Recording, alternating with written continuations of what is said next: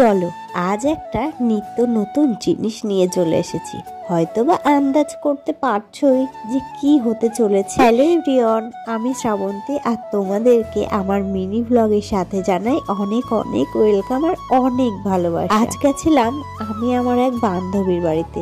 সে এই কুল কটা আমার জন্য রেখে দিয়েছিল যে আমি কোনো একদিন ওদের বাড়িতে গিয়ে এই যে কুল মাখা করব। আর অবশেষে সেই দিনটা চলেও এলো। তো দেখতেই পেলে কুলগুলোকে ভালো করে ধুয়ে নিলাম। আমার বান্ধবী আমার কাছে এই কুলগুলো বের করে দিয়েছে আর সাথে কোটো কাটা, যেমন ধরো লবণের কোটো, চিনির কোটো, লঙ্কা, যা যা লাগবে সবটা আমার হাতের কাছে গুছিয়ে দিয়ে ও চলে গেছে স্নান করতে। আমাকে বলছে তুই ভালো পারিস, তুই মা। এদিকে ওর শাশুড়িও আজ বাড়ি নেই, তো তার জন্য আমি এই যে বসে পড়লাম। দেখতেই পেলে শিল টিল একা একাই নামিয়ে নিয়ে একা একাই বসে পড়লাম সব কিছু করতে। তো প্রথমে তো দেখতেই পেলে কুলগুলোকে ভালো করে ধুয়ে নিয়েছি আর এখন দেখো কুলগুলোকে থেতো করে নিচ্ছি ভালো করে। যত ভালো থেতো হবে না তত ভালো হবে, টেস্টি হবে খেতে। জানো তো এই কুলগুলো না খেতে খুবই সুন্দর ছিল, বেশি টক ছিল না, আবার হালকা হালকা মিষ্টিও ছিল, মানে খুবই টেস্টি ছিল। আগে প্রচুর খাওয়া হতো আর বিয়ের আগে আমি তো প্রচুর খেয়েছি, কারণ আমার পিসির বাড়িতে একটা বড় কুল গাছ ছিল।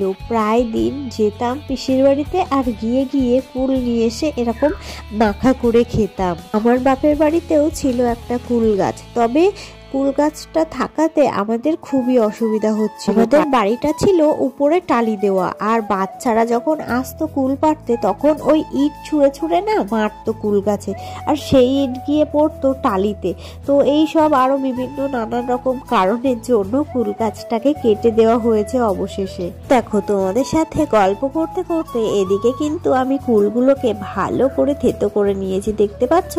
আর এখন এই যে কোটো থেকে লবণ নিয়ে নিচ্ছি, লঙ্কা নিয়ে। তোমাদেরকে বললাম না যে আমার বান্ধবী আমার হাতের কাছেই সব কোটো কাটা গুছিয়ে দিয়ে গেছে।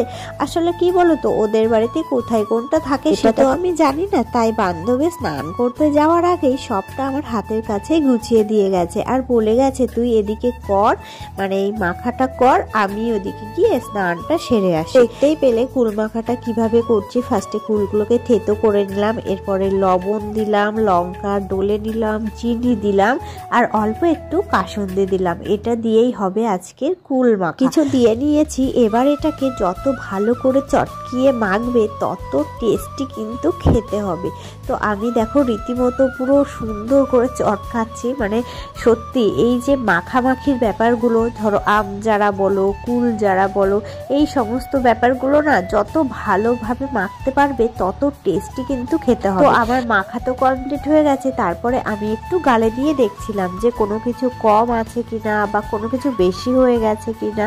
তো খেয়ে দেখলাম হালকা একটু লবণ কম লাগলো আমার কাছে, তো তারপরে আবার একটু লবণ দিয়ে আবার মেখে নিলাম। আমি এখন বসে ভিডিওটা এডিট করছি আর এখনো আমার জিভ দিয়ে জল পড়ছে, জানো তো, মানে খেতে ইচ্ছা করছে। খেতে অসাধারণ হয়েছিল, মানে হেভি টেস্টি হয়েছিল। আমার বান্ধবী তো কটা কুল রেখে দিয়েছে, তো লাস্টে গিয়ে যখন ও খাচ্ছে এই কুল মাখাটা তখন বলছে ওই কটা না রেখে দিয়ে ওই কটা দিয়ে দিলে খুবই ভালো হতো।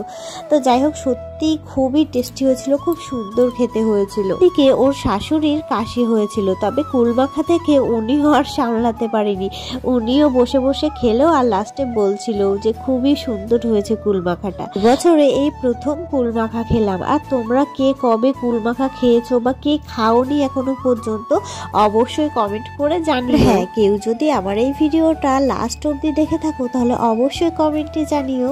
তো চলো আজকের মতো টাটা।